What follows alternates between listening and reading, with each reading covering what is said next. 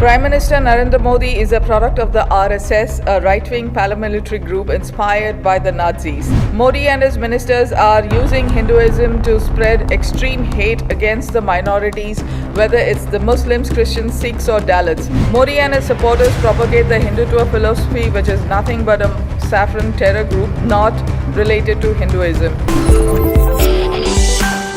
नमस्कार, आप देख रहे हैं दी कंटाप, मैं हूं प्रफुल्ल। विदेशों में भारत का डंका किस कदर बजता है उसकी हकीकत से आपको रूबरू कराएंगे। भारत के बारे में विदेशों में लोग क्या सोचते हैं, या भारतीय मूल के जो लोग विदेशों में हैं वो भारत की सभ्यता, धर्म और भारतीय नागरिकों के बारे में क्या सोचते हैं, क्या सोच रखते हैं, उससे आपको रूबरू कराते हैं। आज सितंबर में यानी 23 सितंबर 2021 को हमारे प्रधान सेवक अमेरिकी दौरे पे गए थे। अमेरिकी दौरे पे उन्होंने कमला हैरिस से मुलाकात किया, जो बाइडेन से मुलाकात किया और भारत का डंका बजा के वापस लौटे।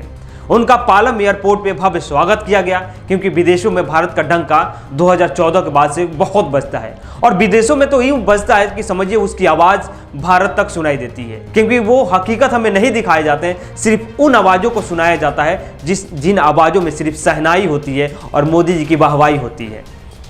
तो आज हम उन आवाज़ों को सुनाएंगे, उन शब्दों से आपको रूबरू कराएंगे, परिचित कराएंगे जिन शब्दों में भारत की हकीकत है।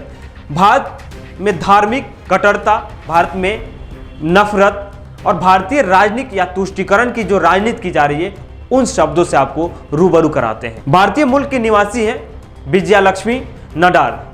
वो अमेरिका में रहती है। वो वहाँ पे एक मीटिंग में शामिल हुई और उन्होंने भारतीय हकीकत को वहाँ पे सबके सामने रखा। और ये हमारे प्रधान सेवक के अमेरिकी दौरे के जस्ट बाद यानी अक्टूबर की कहानी है, जिस पे मिट्टी डाल दिया गया था, पर्दा डाल दिया गया था। उस हकीकत से हमको और आपको अपरिचित रखा गया, मुगालते में रखा गया, उस हकीकत से बताया नहीं गया।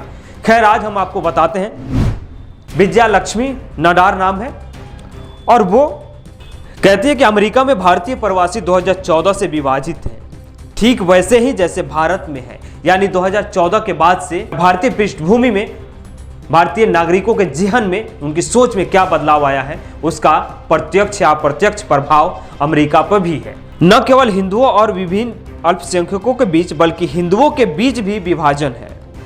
इस संकट के बावजूद जो अमेरिका में भी व्यवसायों और आजीविका को नुकसान पहुंचा रहा है, हिंदू स्वयं सेवक संघ यानी RSS और उनके सहयोगी अंतर्राष्ट्रीय शाखा ने अमेरिकी सरकार के अधिकारियों और राजनेताओं को यह विश्वास दिलाने के लिए अपने प्रयासों को तेज किया है कि सब कुछ है अच्छी, शांतिपूर्ण जीवन व्यतीत करने वालों और अपनी कड़ी मेहनत और प्रतिभा के लिए पहचाने जाने वाले भारतीय अमेरिकियों को अचानक अपने धर्म और राष्ट्रीयता का प्रदर्शन करने के लिए मजबूर किया जा रहा है। उन्होंने बाहरी ताकतों के हमलों का आरोप लगाते हुए हिंदूफोबिया के इस अभियान की शुरुआत की है, जब इस हिंदुत्व समूहों के खिलाफ सबसे बड़ा धक्का हिंदू समुदाय के भीतर से ही है।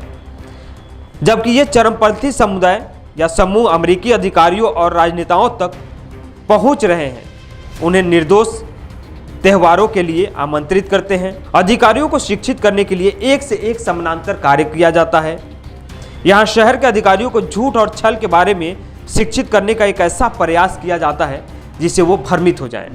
2014 से भारत एक कट्टरपंथी और तानाशाह सरकार ने कब्जा कर लिया, जिसका नेतृत्व प्रधानमंत्री मोदी कर रहे हैं। मोदी सरकार बार बार संवैधानिक अधिकारों को कंट्रोल में रखती है, ताकि जो कुछ उनकी गलत नीतियां हैं उसे अंतर्राष्ट्रीय संस्थाओं और साथ साथ यहाँ अमेरिका में रहने वाले भारतीय मूल के लोगों का ध्यान हटा सके। कट्टरपंथी लोग, खासकर जो अमेरिका में मोदी का समर्थन करते हैं, वो सिर्फ अमेरिका की राजनीति में हस्तक्षेप करने की कोशिश ही नहीं कर रहे हैं, बल्कि वह यह भी कोशिश कर रहे हैं कि उनको और उनके गलत नीतियों को अमेरिका में भी स्वीकृति मिल जाए, कि वह भारत में सब चंगासी के एजेंडे को जिंदा रख सके। और मैं हिंदू हूं और अमेरिका में रहती हूं, इनकी बड़ी साजिश को बेनकाब करने के लिए मजबूर हूं। इसमें साजिश सिर्फ प्रधानमंत्री नरेंद्र मोदी की नहीं है, बल्कि अमेरिका में रहने वाले उन समर्थकों को भी है। प्रधानमंत्री मोदी RSS के पूर्व अध्यक्ष और RSS के वही संगठन है जो हिटलर के औलाद हैं, उससे प्रभावित हैं।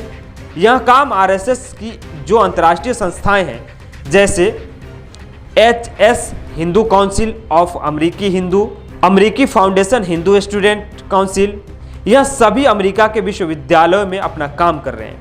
यह हिंदू संस्कृति और त्योहारों को मनाने के नाम पर अपना एजेंडा फैला रहे हैं। दूसरी तरफ मुसलमानों को ही नहीं, ईसाई और चीकू को भी टारगेट करते हैं, जिसके आड़ में आपकी जो भी भ्रष्टाचार की मुद्दे हैं, आरोप हैं, वो सब ढक जाते हैं।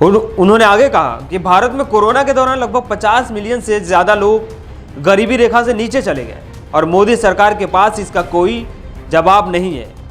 मोदी और उनके भक्त हिंदू भी विचारधारा के नाम पर भगवा आतंकवाद फैला रहे हैं। बड़ी बात यह है कि यह भगवाधारी कहीं से भी हिंदू नहीं है और ना ही हिंदू से इनका कोई संबंध है।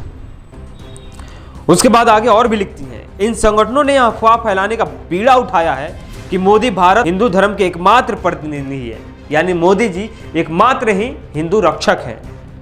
इसलिए जिस तरह भारतीय राजनीतिक उग्रवादी हो गई है, उसी तरह अमेरिकी भी या अमेरिका की धरती पर भी हिंदुत्ववादी संगठनों की कार्रवाई भी आक्रामक हो गई है। इन संगठन से धन और बाहुबल के साथ साथ सभी स्तरों पर अमेरिकी राजनीतिक में प्रवेश करने के लिए हस्तक्षेप कर रहे हैं। पिछले कुछ वर्षों में अचानक यह संगठन अमेरिकी राजनेताओं और सरकारी अधिकारियों के साथ साथ हानि रहित लगने वाले भारतीय त्योहारों को मनाने का एक बड़ा शोर मचा रहे हैं, ताकि आज भारत में जो परेशानी हो रही है उससे ध्यान हटाया जा सके। विडंबना यह है कि जब भारत एक गहरे संकट की ओर जा रहा है, मोदी के नेतृत्व में गुजरते साल के साथ अमेरिका में भी इस तरह के निर्दोष उत्सवों को विशेष रूप से इस साल बढ़ावा दिया गया।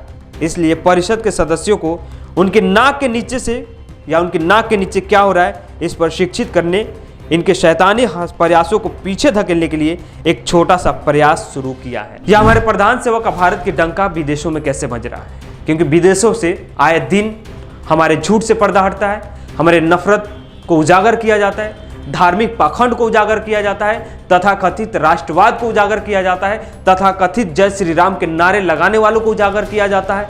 यह सब होता है, लेकिन उसके बाद में यह कहा जाता है कि विदेशों में भारत का डंका खूब बज रहा है। तो डंका कुछ इस कदर बज रहा है। खैर, डंके की आवाज़ आप सुनते रहिए और हम आपको सुनाते रहेंगे। अगर आप हमारे चैनल को देख रहे हैं, अगर अभी तक सब्सक्राइब नहीं किए तो सब्सक्राइब कीजिए, यूट्यूब पे बेल आइकन दबाइए, अगर फेसबुक पे देख रहे हैं तो फॉलो जरूर कीजिए।